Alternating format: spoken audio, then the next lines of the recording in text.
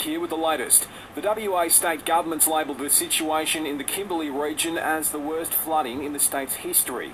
Emergency Services Minister Stephen Dawson says the 3 aircraft being sent in by the Defence Force are either at work or soon to be. The C-27 is expected in Connemara this afternoon, and that has been tasked with relocations from Fitzroy Crossing. The second C-27 is en route to the Kimberley at the moment. The Hercules C-130 transported a 52-person multidisciplinary team, incident management team, to Broome this morning. The big focus is on rescues and resupplying isolated communities.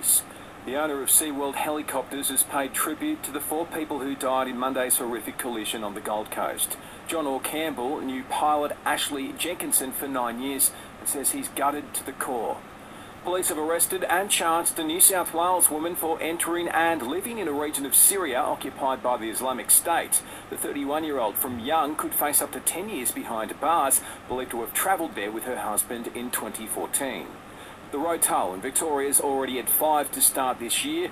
Investigations into a crash involving a ute and a car near Shepparton continue. 4 were killed yesterday. While near Sale in the state's east, there's been another 2-car accident which has left a male driver dead.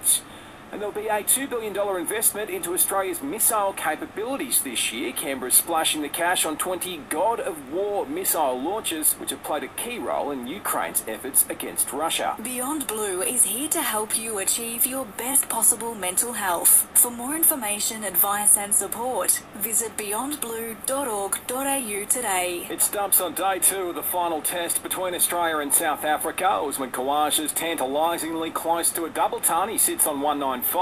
The host will resume at 4 for 475. Novak Djokovic is through to the quarters of the Adelaide International, disposing of his French counterpart in straight sets to set up a showdown with Canadian Denis Shapovalov. Aussie Alexei Popyrin is through to the quarters too, while Thanasi Kokkinakis has his round of 16 clash later today. The Wallabies assistant coach Scott Wiseman has resigned from his role effective immediately. Selling the family home? Miller, Wan and John put you first. This is SAFM weather. Staying cloudy, light winds around. Then tomorrow it's looking mostly sunny, heading for a top of 28 degrees. And for more news, the briefing is still on deck over summer. A deep dive on the news that matters each morning on the Listener app.